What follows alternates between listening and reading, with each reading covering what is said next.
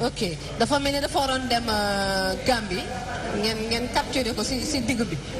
Qui ça? moom Jai Cool. dafa waroon dem Gambie c'était prévu. mu transiter Sénégal.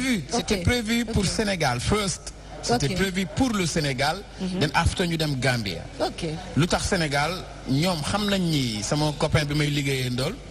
xam nañ ni que Sénégal moo ëpp infrastructure nañ ko wax. bien sûr que la Gambia. ñoo ëpp télévision. ñoom jortoon nañ ni sponsors yi fii la ñu gën a ëppee doole. mais ñoom xam nañ ni public reggae ñoom ñoo ko yor. mooy Gambie. mooy Gambie te ñoom Yaya Jammeh yàgg na fay ñoom Sizzla ñoom Anthony D. il paraît ñoom Lucha. il paraît waaw di leen fay ñuy ñëw fii. il paraît Yaya Jammeh man mosuma ko meet mosuma ko rencontré mais xam naa ni ku bëggoon culture la. ok moom daana ci ay festival am daana indi ñoom Sizzla Jacques Javenzi Luciano c'est bien. mais ñun lan moo ñu gënoon a animé mooy que dañu yàgg a dégg Sénégambia man dama daan toog Sénégal di gis ay artistes reggae comme yi ñu tudd léegi du dugg biir Gambia di def ay festival di jouer foofu te duñ ñëw Sénégal amaana sax fii dañ fiy def escale. noo def Dakar la ñuy def escale fii la ñuy jaare te ñoom dañuy bëgg ku leen indi Sénégal ñu yërnu parce que nee nañu il paraît que vous êtes un peuple qui parle français mais vous adorez le reggae. mais non xam nga reggae man yu mag yàgg nañu ñëw Sénégal. ok ñu mel ni ay Stillbirds ñëw nañ fi. Lucky Dubé ñëw na fi si sama génération si li ma fekkee. devant moi c'est bien avant loolu il paraît que ñu mag ñi. il paraît Bowning Spear ma si fi ñëw en 1984. voilà donc promoteurs yi ñoo gedd promoteurs yi ñoo bàyyi loolu yëpp benn volet la bu ñu waxtaanee hormis Jamaïcains yi y avait des Sénégalais de la diaspora. Ashraf Trent bi ñu seetaan li ci la bokk. Seydi Mendoza si la bokk. Mr Wadada sama copain. Del Maxime nekku fi woon mais ñëw na. exact donc am na ay artistes locaux. exact yu première partie. dafa guddoon fu bëri woon ay artistes. collaboration boobu ak artistes yi jógee tugal nit ñëwaat fii. Comment ça s'est passé? Comment ça s'est passé? C'est-à-dire que man je suis en parfaite collaboration avec Dread Maxime Amar, avec Seydi Mendoza, avec Kim Shell, avec groupe sénégalais locaux, avec la nouvelle génération, ils sont issus. Venus Lee, Venus Tafaray, Karazik, bari nañu Mancha Kolio, Mamji Rasoul, avec like. C'est normal parce que Fire Music. C'est très normal parce que voilà, animateur télé ak radio et di def reggae. ras na noonu amatoo télé temps yi DTV rek mooy sa télé nag bu fi wax ay animateur DTV amatuma télé gisuñu ko TFM. waaw DTV lañ koy gisee DTV laa gën a saf. et maa ngi sax big up Jupiter. non suñu big up ak yow moom xam naa day. après la xam nga tout à l'heure cité nga ko y a aussi un artiste très talentueux bu ñuy wax Jabux. boo xamante ne nii moo way Angola titre bi. bi mu ko génnee man laaj naa sa maman d'ailleurs mooy son manager. gis naa ko waa Patricia. ñu koy wax Zayan. moom sax d'ailleurs nee na dafa bëgg a toog Sénégal. fii la bëgg a dal. nee na nañ ko wutal fii fu mu dal. pourtant posé naa question boobu Jabux. ma ne boo doon ñibbisi tey foo ñibbisi dinañ ko seetaan interview. waaw moom Sénégal la lay wax. non titi ñun dañoo am lu garaaw. ma ne big must love laay wax à Jabux moom.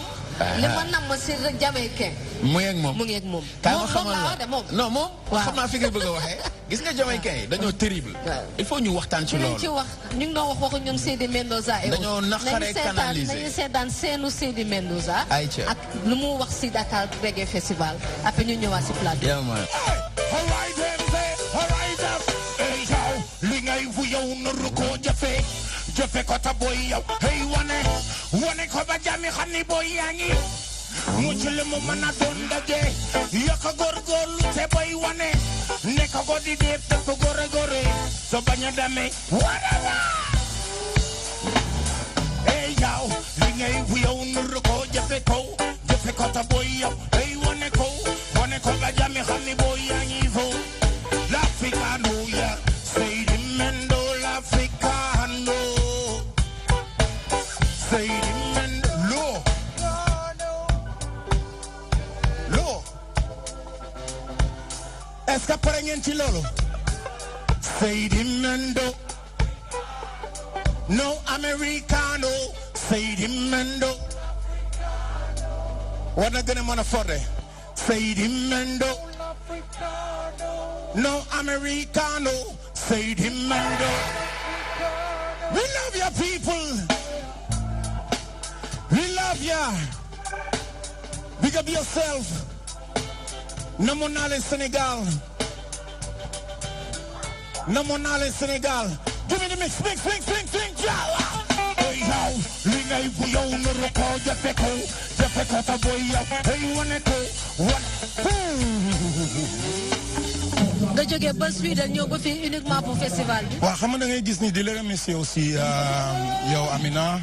donc da ngay gis ni initiative bi dafa nekk loo xam lu positif la cos lu ñu soxla woon la loo xam te ni pour gën a wan gars yi àdduna bi ne tamit am na beneen facette boo xam te ni ci musique mën nañ ko gën a rafetal ndax musique daful dara lu dul dajale donc bu ñu nekk fii ñun ñëpp das miin wala man bu ma jógee ba Sweden pour ñëw participer yi bañ ko miis la wala bañ ko tamit bañ a tardile parce que lii lépp dafay gën a dooleel dafay gën a rafetal suñu dëkk dafay gën a rafetal dafay gën a wane valeur bu bari si suñu dëkk bi donc da ngay gis ni ba pare ak Jack mu ñëw bu demee tamit Jamaica dellu Jamaica so dina mën a wax lu bari ci Sénégal so di same thing comme ni may def bu ma demee Sweden waaw comme am na ay tournée yu bëri yoo xam te ni mi ngi may xaar donc lii lu may rafetlu franchement. léegi ana caaya bi nga ma digoon boo fi ñëwee sur scène. waaw li ma jaaxal moom mooy ndaw bi nga ndaw rek na man su may caa gisoo yii man laay kii gars yooyu noonu ñoom Wadada style.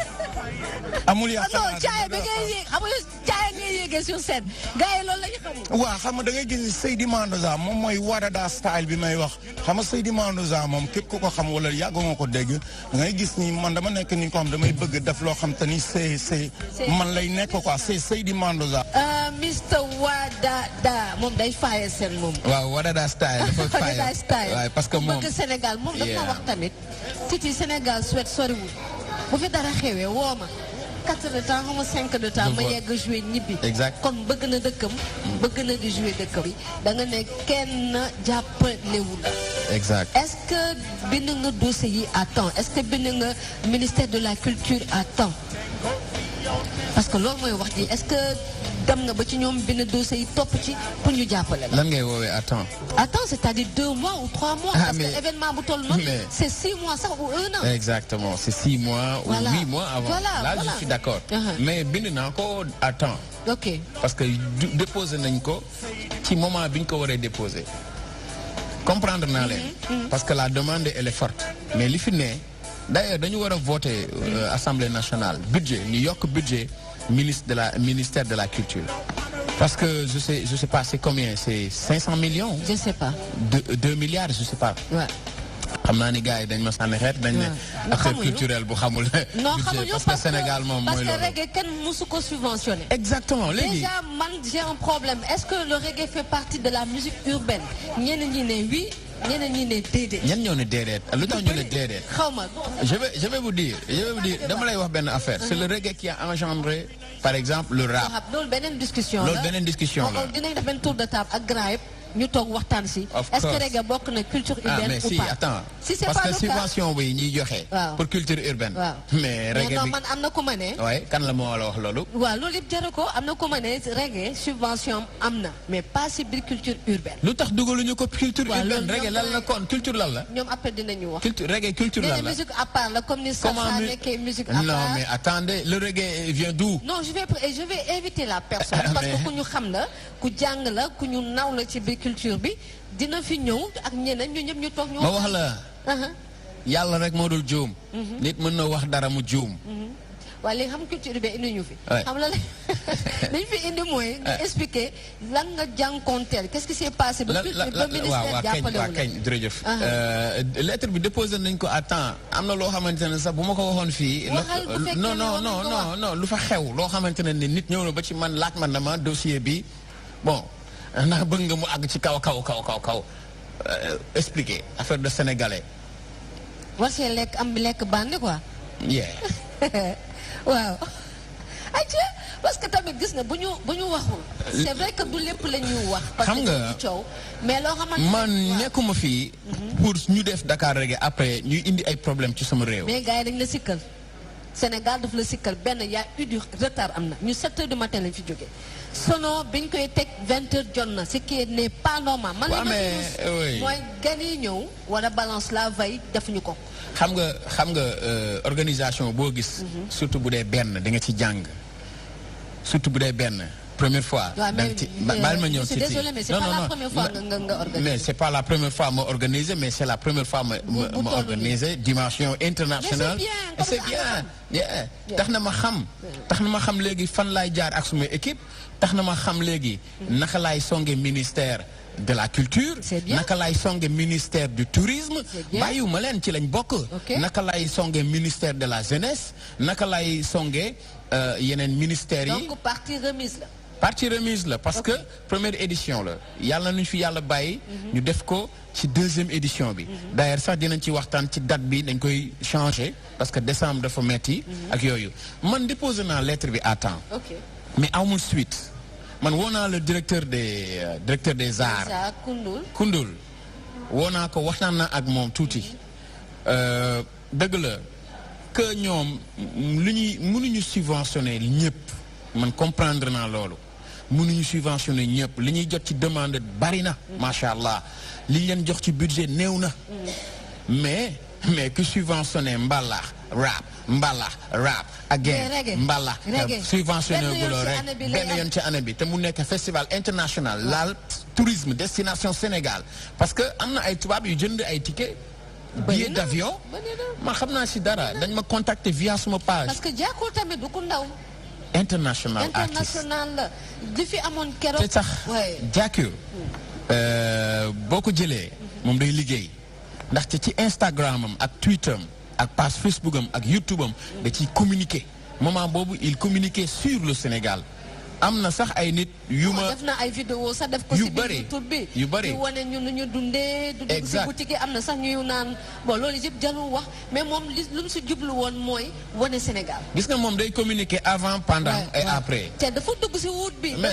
parce que moment bi mu nekkee hôtel am man aussi maa ngi ci terrain bi man ak suma équipe mu libre tuuti mu génn doxantu dugg ci Sandaga bi gis wax ak sénégalais yi ñu bàyyi ko mu fiil li nga xamante ne mu gis li mu fiil li nga xamante ne ni tey ëllëg kenn dootu ko wax xëcc ci loxo bi na ko ñëwal Sénégal moom mooy ñëwal boppam Sénégal je voulais dire que Jacques def na communication ci Dakar Reggae Festival am ay nasaraan yu ma laaj ndax Jacques day ñëw Sénégal ma ne leen exactement Jacques day ñëw Sénégal bon du ma ne gëmuñu ko 100% mais dañoo laaj Jacques dañ ko demandé ci moom mu tontu leen ne leen exactement damay ñëw Sénégal damay ñëw Dakar Reggae li fi xew tey nga organiser waaw ministère de la culture déjà waroon nañu jàpp ci Dakar Reggae mooy sunu ministre tutelle mënuñu wax mooy sunu ministre tutelle duñu ne ñoom yëguñu événement bi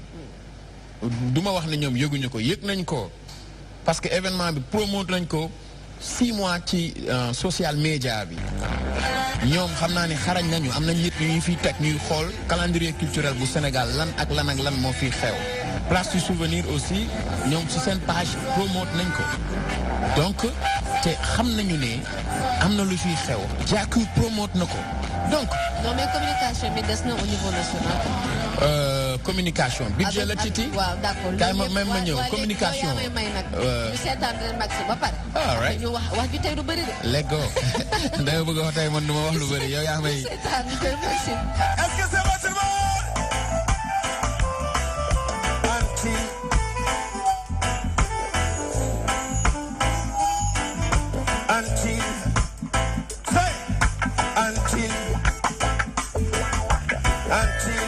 the philosophy which hold one right superior and another inferior is finally and permanently discredited and abandoned. Well, everywhere is war.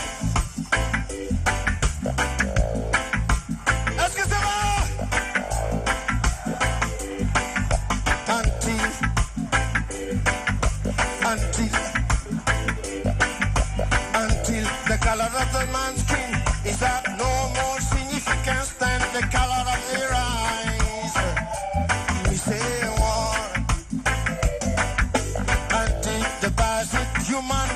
is that no more guarantee to always that we got to raise. We say war, war, war, war. War in the east, oh. War up north, war down south. Say we don't need.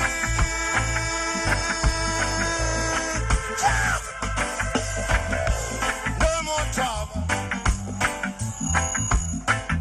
Say we don't need. We don't need. No more, no more, no more, no more. What we need is love. Say love. Africa, Africa, Africa must unite. If you want to be free, please. Time is now to be united. Bob Marley, say.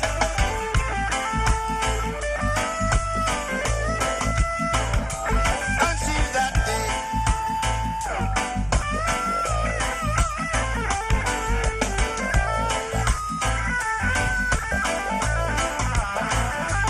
Until that day. Until that day. Until that day. Until that day. Until that day. The African continent will not know peace. No.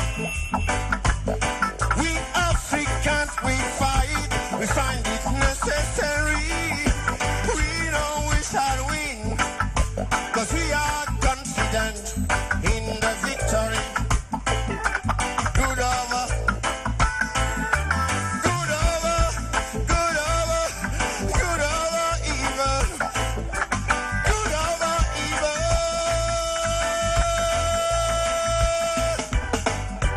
Get up, stand up.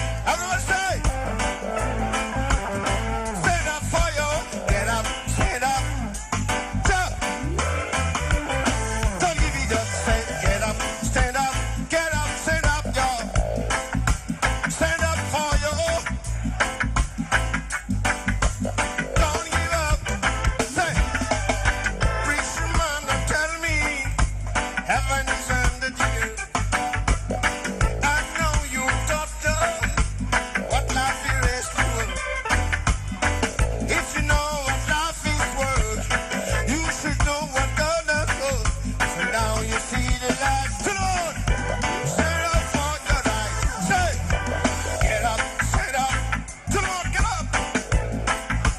Stand up for you. Get up, stand up now. Don't give it up.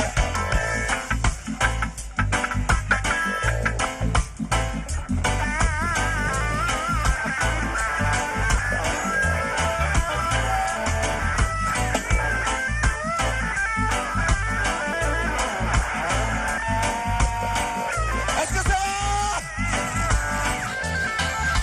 ñu ngi leen di sant di leen gërëm vraiment yéen xam naa ne moom te yow lu ci bëri yow yaa ko waral lu ci bëri yow yaay def affaire reggae bi ci DTV te loolu manqué na fi Sénégal bu ñu amoon comme yow benn ñaar ba ñett rek ah affaire yi dox bilaay te xoolal dama lay wax sincèrement moi man voilà. sama gaan nga. Yeah. ban message ngay joxe tey ak Gambie Jamaïque Sénégal ñëpp a daje fii tey si benn scène ban message ngay joxe. non message bi mooy unity. unity loolu bon damay kontaan mu demee fa nii tey parce que ñun suñu mbébét suñu woy suñu yéene mooy peace love and unity ah tey bi ñu ko amee tey Dakar Reggae Festival c'est une initiative boo xam ni ça nous honore à nous tous dañ ci war a jàpp ñun ñëpp même si c'est pas évident c'est pas facile yoo xam nga you know what's going on donc mais déjà am nañ ko première édition bi la et nañu ñaan yàlla mu jox ñu doole ba prochaine édition bi mu doon loo xam ne mu gën a yaatu. jaajëfate. Don Maxime man moom saa bu ma ko gisee rek damay xalaat Casamance damay xalaat Batolo Joola def na faaya keroog ah jaakul dafa daw ñëw di ko seetaan si. ne kii kan la. oui mu ne kii kan la. oui. bro jaajëf waay man keroog yaa mais aussi mais aussi y a le Jamo Band. D'accord loolu ils ont bien joué. dañoo toog ñooñu lu ñuy joué dafa toog. loolu wax nañ ko waxaan wax am na lu am sax ci particularité wu festival bi yàlla def na nag mujjuñu ko woon sax fësal ci public bi. di nga ma permettre dinaa ko wax après. ci ñi ñu bëggoon a décorer. ok loolu amoon na ci. waroon na ci am pare woon nañu sax seen trophée yi. kan la ñu waroon a décorer. waaw exactement ñu ngi waroon décorer sunu grand Dred Amala Doucouré. ndeysaan ak i bëggee massage je crois. waaw dama doon ñëw quoi wax nañ ma ko. lu mu def ci musique. ci animation reggae. ak Iba Gueye Massar. moom sax il a eu la chance de rencontrer Bob Marley. duñ ci ñëwaat. ak ñi nga xamante ne dañu bàyyi seen réew. muy Côte d'Ivoire ñëw Sénégal accompagner les artistes reggae. gën a pousse que live bi am gën a perfectionner musique reggae muy les Jamo Band. ak ki nga xamante ne à un moment le sound system yi. les sound system. les Selecta xawoon na slow. muy Mathieu. c'est vrai Dred Mathieu. bu Dred Family. moom dañ ko waroon décorer. defuñu ko nag ci kaw scène bi c'était prévu. mais dañ koy def. pare nañ pour def ko. parce que am na benn documentaire bu rëy bu ñu ay télévision étrangère di ñu laaj. ci Sénégal. te dañu bëgg a profiter ci biir documentaire boobu ñu décorer waale ñi ñu lim léegi. wane waale Sénégal. wane waale dëkk bi. ne dëkk boo xamante ne ni culture rek lañu. muy reggae muy rap muy mbalax muy zouk muy bongo. muy sunu dëkk bi environnement bi. oto yi taxi yi super yi muy sunu airport bu mag bi. xam ne bi jàkku ne teg tànkam même ay musiciens sax dañ ma njëkk xëcc ma ñëw ñu ne ma seen aéroport bi rëy na de. mais ba amuñu foon problème parce que période boobu la foofu xamoon. waaw amuñu problème wax dëgg yàlla Sala moo ñëkk a ñëw. ak Skype Sala mooy def drums Jacure Sly mooy def bassman ñoom ñoo ñëkk a ñëw bi ñuy ñëwee ñu teeru leen ci airport bi am na sax ay nit yu ñëwoon di photo ak ñoom. li gars yi déploré ñaar la parce que tamit public bi dafa wax retard bi ak communication bi manqué. waaw ma dem naa ba bi marché Kasso di ndugg am ku ma ne dafa guddee keneen ki ne ma man yëguma ko. donc ñaar yooyu nekk na benn faay la dem. waaw nekk na benn faay si surtout kuy liggéey ci média. doy na waar de. non doy na waar. du ñu jëw du ñu indi problème du ñu indi dara mais lan mooy sa problème ak yeneen média yi c'est quoi le problème. yan média bon ban média nga bëgg a wax yan média. à part BTV ak RTS 2 parce que ñun ñëpp TFM lañ la xamee. yeah exact lu tax sa spot jaaru fa lan la. bu dee luñ dul wax penc duñ ko wax parce que da ngay kaala bu ñu defaree duñu yàq waaw bu dee lu baaxul rek nañ bàyyi am benn problème. yaa tooñ wala ñoo tooñ. non man never TFM man masuma leen tooñ. yaa ngi dégg TFM masuma leen tooñ dañu yor seen business di ko def. man ma amee suma business di ko def ñoom dañu am seen plateforme man ma am sumay projet di ko teg. samay projet nag.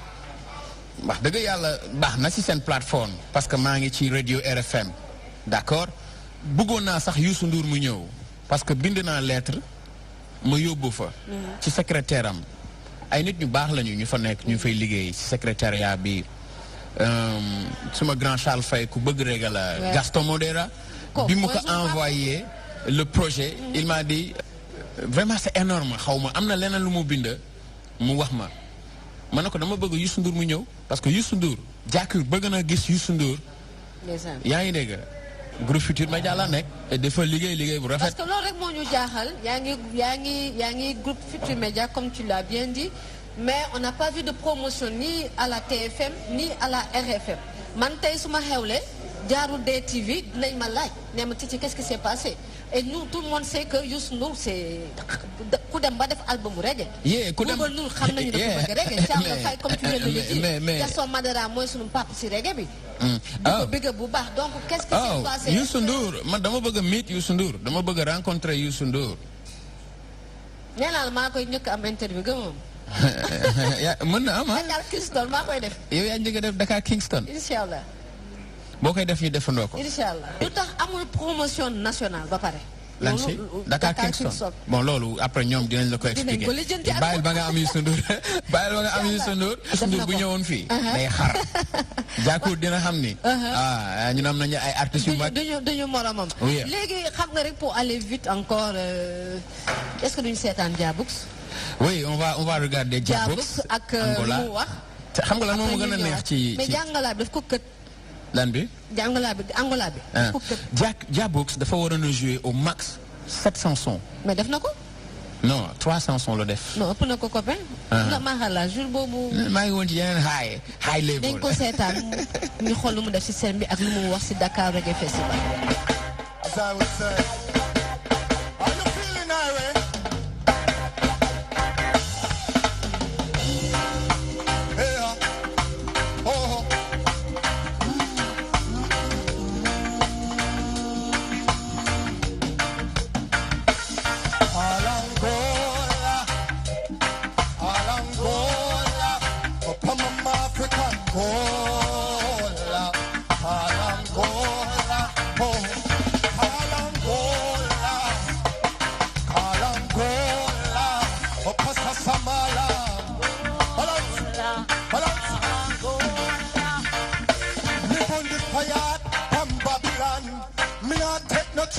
From Babylon, cause of them corrupt, we get to youth with them a wicked that dirty Babylon.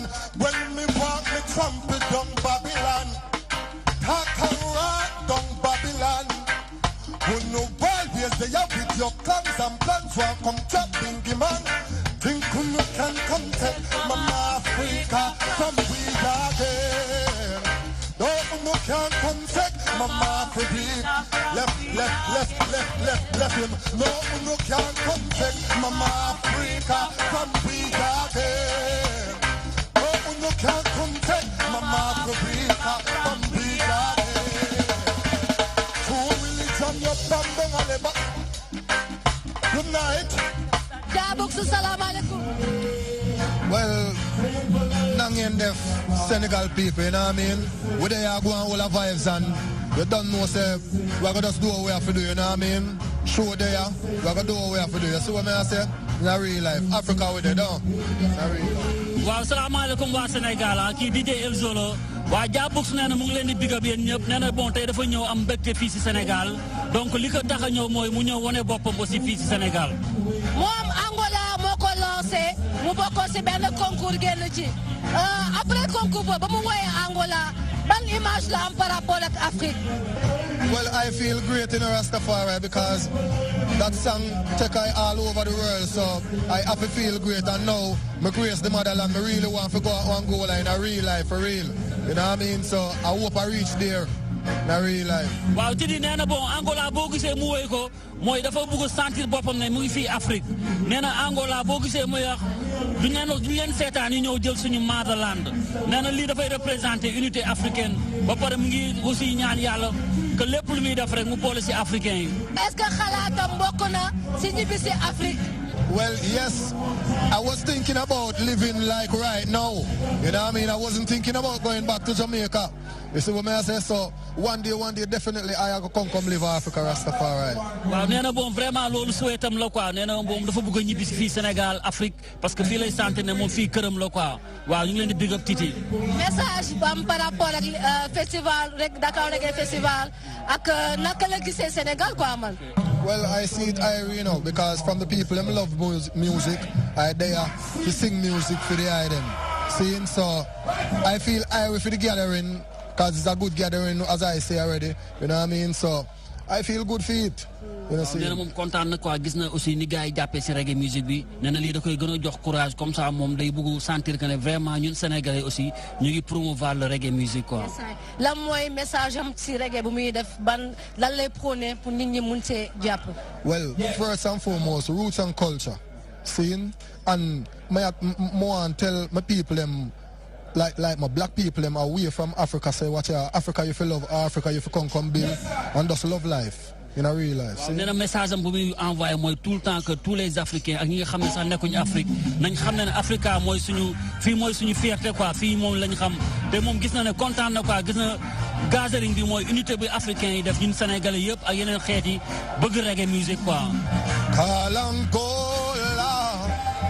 Kalangola reggae kala kola man, you don't know, say Jah Books there, should be out in the street for reggae color. You see it? Straight up in Africa with there, as I would say, Senegal, up and gunning, up and burning. maa ngi la doon wax léegi bi ñu dugg si dafa am ñaar affaire yu positif yoo xamante ne dañ ma marqué si scène bi si festival bi laay wax benn bi mun naa ko wax parce que c'est par rapport ak Jah Books dafa joué ba pare mu wàcc dem ba si jaaku moom ak yaayam di ko jox loxo nuyu ko big up ko man loolu dafa ma touché lu tax mu touché ma xëy na yow xam nga man xam naa ñi nekkoon si ci ginnaaw backstage bi xam nañ ko. Jah Books moo def loolu. kooku Baye Fall la. dafa ñëw ba ci moom. jox ko loxo te jox loxo bi maanaam dafa insister woote na Baye Fall benn kooku sax du Baye Fall woo na ko ñaari yoon kooku doogu jóg nangu loxoom loolu dafa ma marqué. gis nga Jah Books dinañ ko indiwaat Sénégal Baye Fall la. kooku nitu yàlla la. kooku góor yàlla la. loolu dëgg la. kooku nit ku am yar la. nit ku bëgg Africa la xam nga jamaïcain yi kaay ma xamal la ñu si bëri ñu ngi way Africa mais du ma ne ñëpp gëm nañ ko ah gëmuñu ko de ñu si bëri laay benn wax daal mos nga ma ko wax dama koy jàpp booy yéeg si garab nga toog si branche bul jël si bi di ko dagg ok man naa la ko wax mënuñu ko wax fii mas naa la ko wax waaw mënuñu ko wax fii mais man dama leen wax rek yéen ñi di seetaan Reggae Kaala Sénégal am na loo xamante ne monde entier presque kenn amu ko man sañ naa ko wax quoi man Titi am nañ fi ay nit ñu baax am nañ culture am nañu diine nañu fonk Sénégal quoi man keroog bi ma jógee sa concert bi dama gën a fonk sama Haalpulaar ak samay maam ñoom Sëñ Tuubaa. xam nga ñoom booy wax ak ñoom sax ba laaj la ba ñu wax yow ban laak ngay laak sa ethnie réew nga wax leen olof mais am na séeréer tukulóor joola njaago manjaag and things dañ naan la sax est-ce que du ñun bi ñu waroon làkk nekkul ci boobu. ñu lay wax ni ñëwal. Jah Books moom joolaa la. yow daal Jah Books bëgg nga ko def joolaa la xam nga. Jah Books mu ñëw saluer Jacure yow xam nga man xam naa li xew. du ñoom ñëpp a nekk. ñoo ay rasta non voilà du ñëpp a nekk ñu Baye Fall la ñu wax mais ñoom rasta la ñuy wax waaw du ñëpp comme par exemple du ñëpp ñoo mën a neex Titi wala du ñëpp ñoo mën a neex raas non parce que dem naa ba dégg foofu sax que affaire yi affaire de cartel ñi jubóowuñu ñi non Jamaïque moo mel noonu seen problème la ñoom c'est leur problème ñun nous sommes des promoteurs et musique bi ñuy def dëgg la musique àdduna la reggae la musique bu la neex bu ñu neex la mais reggae du musique kese de mais reggae divertirul kese de c'est toute une histoire musique bi la boo xam ne day conscientiser le peuple xam nga day conscientiser day wax history day wax ak African people reggae dafay wax ak ñëpp sax day wax ak white bàyyiwul kenn boobu man la daana ko way ci ay chanson bu leen da leen di wax ne bu leen fàtte ne aussi am na une partie boo xamante ne ci wàllu tubaab la ak ci wàllu nit ku ñuul Jah Books bu ñëwee nuyu Jacure def na lu ko war parce que magam la si milieu bi sax waaw ba pare Jacure xale la dafa am succès parce que passage Jacure moo triste fi mu jaar la moo metti moo tax moom day toog di ko wax ne I'm a lion in a jungle way na ko sax bu yëkkatee yërëm bi fii dafa tatoué benn gaynde léeg-léeg sax day def defin boo xamante ne ni man du ma ci ànd donte may promoteur bi ak sumay morom alu nga keroog waaw du ma ci ànd parce que dëgg la dañ leen a fay tamit xaalis ñëwul gratuitement loolu fulla la waaw il faut ñu am fulla bu ñu invité nit fii Sénégal. waaw ñu xamale ñun ñoo organisé. waaw seen caprice nañ ko tegee ne. waaw dafay am ay caprice de star. du moom rek artistes yëpp ay am caprice de star. bon Jacure dafa nekk tamit artiste moom il est lover. trop love moo tax gën a bëgg ko. lover man. les gars yi ñoo lay tooñee bu fekkee sa texte li ngay bind ci love dafa bëri dañ leen a gaal lyrics nga yow. gaal lyrics loolu laa bëggoon wax quoi. donc xam naa dañuy jeexal. moom Jacure dañuy jeexal. waaw dama am lu ma bëgg a wax. parce que balaa ngaa wax ma posé la question ba pare nag ras doo ko sonal. dama bëri wax de. dafa amoon na retard boo ma téyewul amoon na manqué na communication am nga lu tax mais dafa am deuxième point bu ma marqué waat te waxoon naa la ko dinaa la ko wax mooy jour boobu noonu gis naa fi Natu Dread Xuman gis naa fi Big D gis naa fi Seydina bu Mbour Dof Entertainment gis naa fi Titi bu Reggae Kaala gis naa fi Beps gis naa fi kullu reggae man ñoom ñëpp ak yi ñëw te yëgluwuñu ñu woon ci ginnaaw ba si selecta yi Mr Crow ñii di organiser sound system jour boobu amul kan moo organisé wu en fait amatul kan moo moom yi fi ñun ñëpp a ko bokkoon il fallait qu'on sauve l'événement et ça réussit. yeah lu waral loolu. loolu dafa fort. lu waral loolu Titi man dama am good vibes ak ñëpp man awma xaj ak seen ak ñëpp je pouvais bien être un selecta mixé bu baax mais dafa am ñu ko moo gis nga fi ñooñu nga lim ñëpp. parce que ñooñu ñëpp ay xol yaatu lañu am parce que ñooñu ñëpp dañ bëgg reggae parce que ñooñu ñëpp dañuy dundal reggae ak seen xaalis. te reggae bi ba léegi dundalagu leen. mënoo woon xàmmee exactement après ndax Dakar Reggae Festival ras naroon la wala. DJ Las Angel Vibes parce que ñëpp ñoo bokkoon parce que tamit ci benn côté dañu xaw a seetaan te comme dañu seetaan ñoom aussi bu ñu toogee seetaan du ma ne affaire bi du am de parce que lu yàlla tuddoon la from creation dafay am mais da doon metti lool mais am na leneen aussi tamit loo xamante ne ni ñun jàngal nañu Dakar Reggae Festival première édition bi tolof yi ñu ci dund jàngal nañu ba man mii aussi am na lu ma war a wax artiste reggae yi léegi kañ maa lay il faut que ñu soigner seen image. ci naka. justement mooy il faut que ñu wàññi di def ay vidéo yoo xamante ne ni souvent da ngay wone pauvreté bu bari. Non, mais on n'a pas besoin tout le temps ñu wane pauvreté. Il faut ñu wane li Sénégal am ci lu bees ci lu yees parce que toujours les Européens ak ñi nga xam mooy sponsors yi ñoom foofu la ñuy gisee il faut ñu wane ni ñu Sénégal dëkk la buy dem la dëkk la buy avancer dëkk la boo am ay nit ñu baax dëkk la yoo xam ne boo xamante ne ni bëgg nañu tollu standard niveau comme yeneen réew yépp donte nag sunu doole xaw na néew du ma ne dañu néew doole mais sunu doole xaw na néew. il faut ñuy wane yooyu. yu positif di wane loolu ñoom ils sont déjà positifs mais il faut ñuy wane loolu. ba nga xamante ne ni tey le sponsor boo demee di ko jaay benn groupe reggae man sénégalais bu duggee ci page groupe bi dina gis Sénégal. dina gis que ni gain bi il est productif l'artiste il est productif je suis désolé. Nous avons on a des groupes yoo xam ne ils sont bien en live sur scène mais le reggae sénégalais n'est pas assez productif. dafa des. non mais mënuloo y a pas de production émission xam nañ ko. y a pas de production mënuloo doo fi gis chaque mois nga génne album. gisuloo ko benn album nga ngay mujjee gis bu fi mujjee génn bu mujjee génn je pense c'est l'album de Sang bi. Sang bi su ma juumul le 9 décembre. la mujjee génn à part Sang bi kan moo fi génne. mooy ñoom Ashraf ñii di ñëw. Ombre Zayen il avait sorti son album depuis 2016. ça c'était 2016. bi ñu laal weccit il y a kii Dot Maxime récemment bon xaw na yàgg tuuti et bariwuñu dañu war a di génne xoolal ay single. désormais single bu ngeen defati vidéo leen ko parce que sponsor yi ñoom loolu la ñuy wër. dëgg la ñaata view ngeen am ngeen public am ngeen lépp. def leen loolu na accélérer leen production bi def leen ay single di ko vidéo def leen ay featuring seen biir. ok sinon foofu sax ñu ut système jaay seen ay IP wala seen ay album sans système yi day fees. xam nga sound système yi ñaata la ñuy def. waaw ay 300 ou 400 personnes. 400 personnes. chaque sound system. voilà chaque sound system. combien de sound system moo am Dakar. boo duggee sound Jakur bi mu duggee sound system dafa jommi. gis naa vidéo. maa ko yóbbu ci nu mu tudd. naka lañ tudd seen sound system ci ñoom Kemtaan. Dakar Reggae. dafa tiit ba bi mu ñëwee dafa ma jox portable mi ma téye ko sama sac. mais bi muy xëcc sama yére naan ma génnal gaaw portable bi damay snap. dafa snap rek. maa ngi taxaw ak moom maa ngi gis like yi ni mu doon dawee te ñi doon like yëpp nekkuñu Sénégal ñëpp ñu ngi ci all around the world. comme tu l'as dit ñoom dañuy jaay sunu dëkk. non ñoom dañ doon jaay instant boobu Jakur da doon jaay lu bëri. gis nga ministère nu mu tudd ci ministère de. Comment dirais-je ministère du tourisme.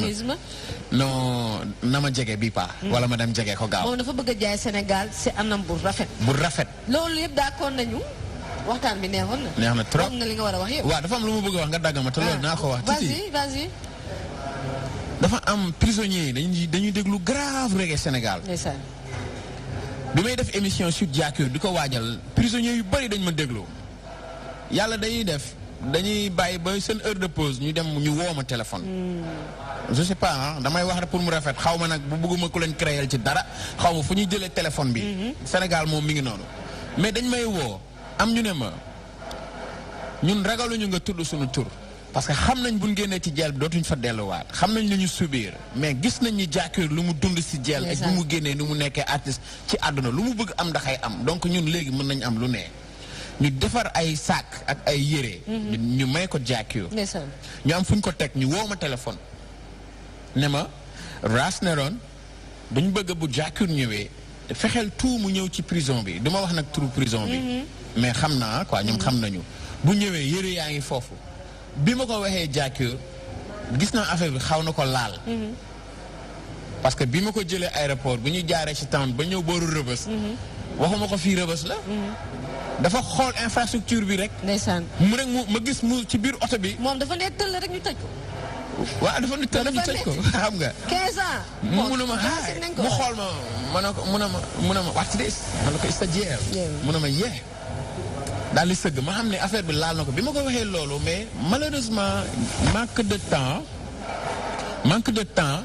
moo tax demuñu ci prison bi. jëloo yére yi pour jox ko. jëluma yére yi mais ñu ngi waajal Dakar Reggae yemuñu ci reggae dañuy def social. te ñu ngi waajal. def benn tour ci prison bi indil leen ay xéewal. incha allah. ba pare ñu ngi waajal aussi les awards du reggae sénégalais. ñu ngi koy waajal. ñu ngi waajal compilation wu Dakar Reggae. loolu ñu ngi koy waajal. yow sax. ci sama staff nga bokk léegi. incha allah waaw. parce que gis nañu liggéey bi ngeen def. mais damay lancer tamit benn appel métti na. bu Sénégal yaakaar ne dama am ay millions aw ma ay millions. ma ne dégg naa da nga am truc dañ la financer dañ la jox xaalis. kenn joxuma xaalis. ok en tout cas bu ñu la joxee ñun DTV am nañ si 50%. barki yaa rasulillahi xolal. kenn joxuma xaalis.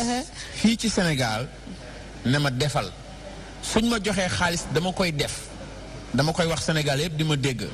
suñ ñu joxee xaalis dañuy def Dakar Reggae 2e édition ba mu rafet parce que Sénégal la ñu bëgg a jaay.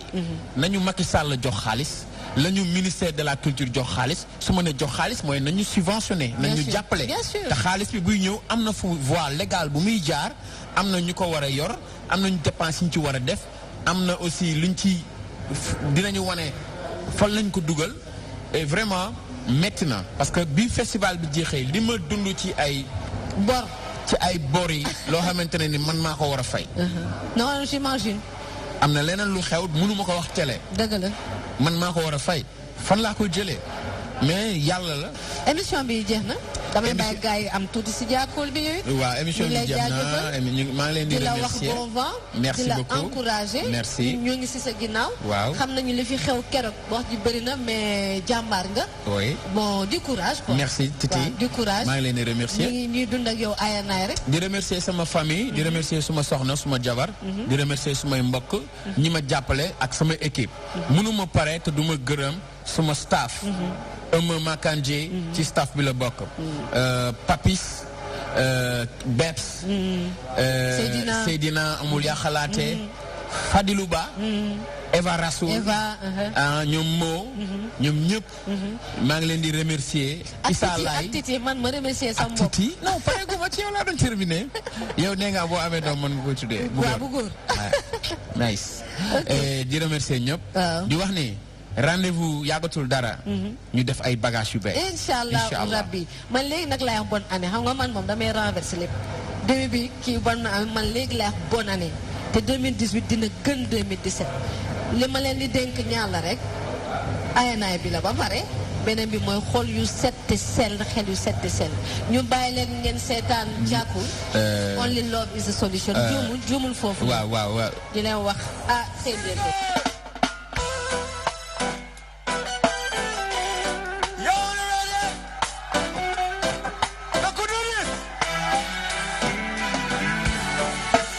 Positive vibrations in the air.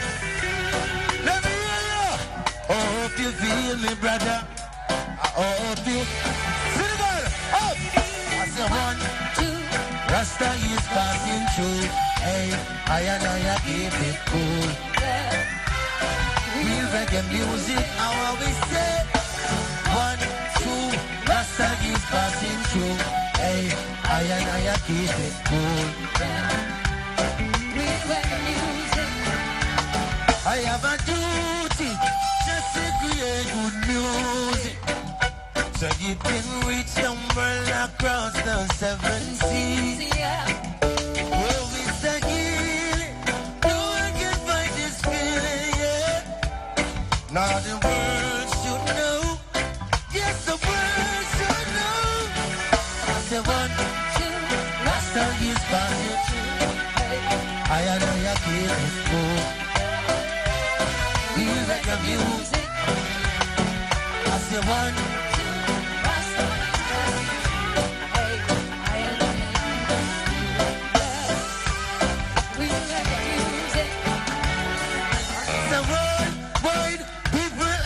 So dope, why is music it gets so high?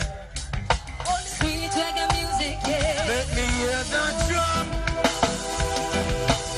Bassline.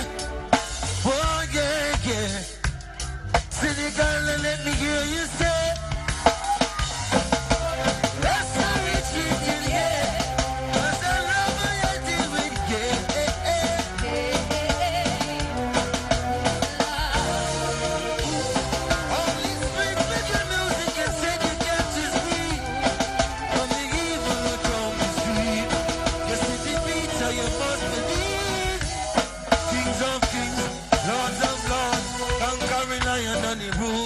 Son.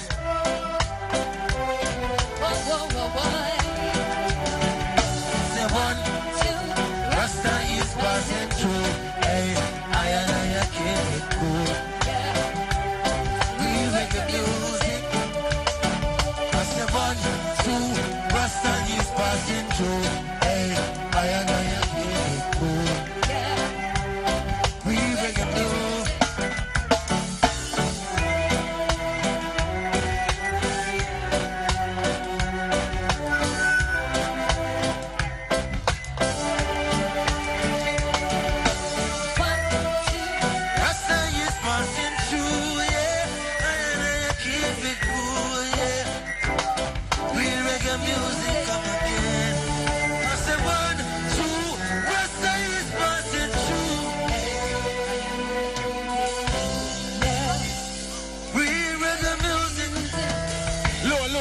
I say 1, 2, Rasta is passing through. I keep it cool. Real reggae music. And let me hear you say 1, 2, Rasta is passing through. I keep it cool. Real reggae music, yeah.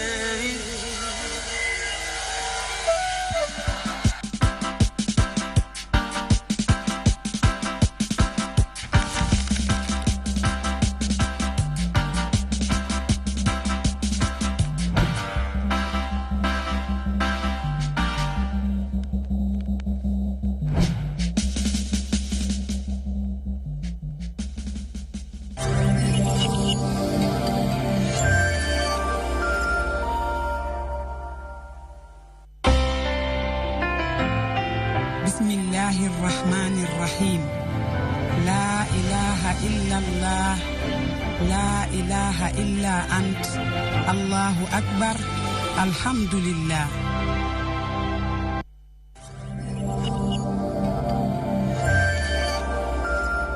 La police est réputée pour ses défilés magnifiques et majestueux. Nous sommes à l'École nationale de police et de formation permanente. Bienvenue à votre émission Vers la qualification.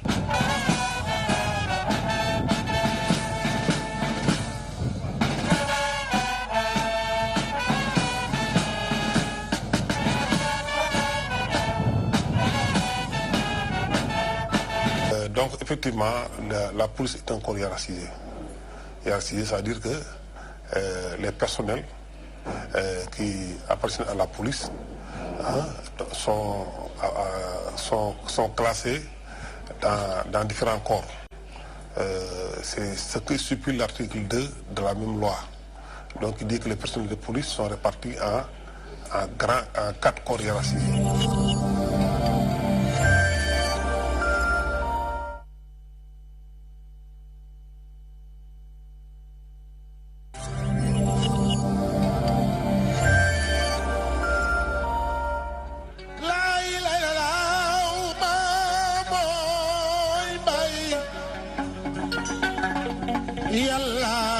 Bole jam bole namak sama gaay di cëgën dana yërëm di kërëm lu mu def maamam jëkkëram di cëgën dana yërëm jabaram tey nu yëngal jamono tey nu yëngal jamono la ilaha illallah tey nu yëngal jamono day faal nu yëngal jamono day gi faal sama jarbaat sama sow sa yaay ma way la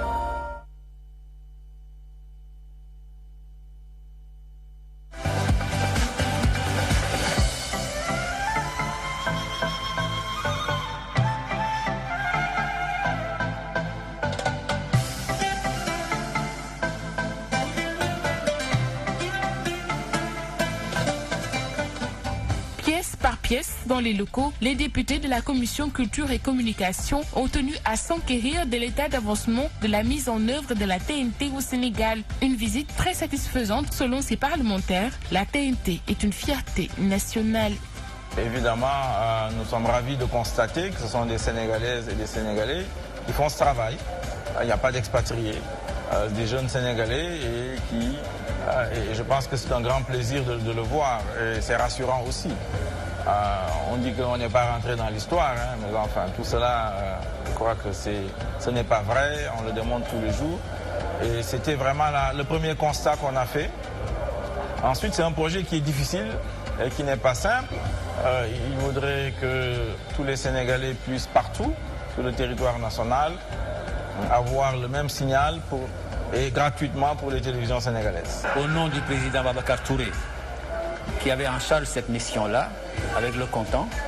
En son nom, je me dois de remercier les honorables députés d'avoir bien voulu se déplacer pour venir voir un projet qui appartient au peuple en réalité. Je dois aussi me féliciter de savoir qu'une société bien sénégalaise, qu'une entreprise sénégalaise comme Excaf Télécom a pu faire un tel travail, un travail énorme, un travail de qualité.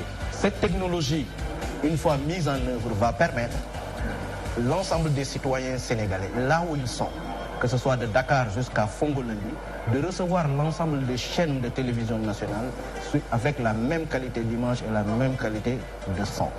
Vous voyez déjà qu'un député du peuple qui vient visiter une technologie qui va venir satisfaire son peuple dans la réduction de cette fracture télévisuelle est déjà un pas extraordinaire. Bon, notre premier devoir était de les informer du travail effectué par Excaf, du rôle effectué par les employés, les Sénégalais qui travaillent pour nous, et également de magnifier le partenariat qu'on a avec l'État du Sénégal et avec les Sénégalais. Parce que nous travaillons pour les Sénégalais, nous travaillons à ce que ce projet-là serve de modèle, de tremplin pour l'ensemble des entrepreneurs sénégalais. Après 2 ans de mise en œuvre, le signal couvre 90% du territoire national. Sur les 14 régions du Sénégal, seuls Kolda et Sédhiou n'ont pas le signal de la TNT, une situation qui s'explique par... Pour mel ni Kolda, pour mel ni Sédhiou, dafa nekk région yoo xam ne dañu suufee. Même RTS bi nga xam ne moom rek couvrir Sénégal yëpp amoon nay problème. J'étais directeur de la télévision RTS. amoon nañuy problème ci couvrir ñaari région yooyu. moo tax ñu mujjal ko ndax bu ñuy quitter diffusion bi ñu nekk ni analogique dem ci diffusion numérique bi du ñu tëb defandoo ko Sénégal yëpp amul fenn ci àdduna da ngay jël benn gox ni fii laay commencé de du nekk sax région politique mais région administrative bu région administrative région physique rek ñun li féete Dakar dinañ leen wax ni jële sàngam na ngeen wut seen décodeur ku ci amul décodeur bis sàngam danañ couper signal ba ngeen daan njëkk a jot parce que bii mu ngi dox. Pour arriver à 100% de numérique au Sénégal, le gouvernement doit mettre en place des mesures nécessaires pour un basculement définitif de l'analogique vers le numérique. Ainsi, le décodeur sera obligatoire pour tous. Ce qu'on leur demandera, c'est qu'au moment du basculement, parce que le basculement se fera région par région, d'aider à sensibiliser dans leur propre région les gens à acquérir le décodeur qui est indispensable, la carte qui est indispensable pour pouvoir bénéficier de toutes les chaînes de télévision sénégalaises gratuitement, mais aussi de tous les services interactifs qui sont compris et que ceux qui ne peuvent passer que par ce décodeur-là.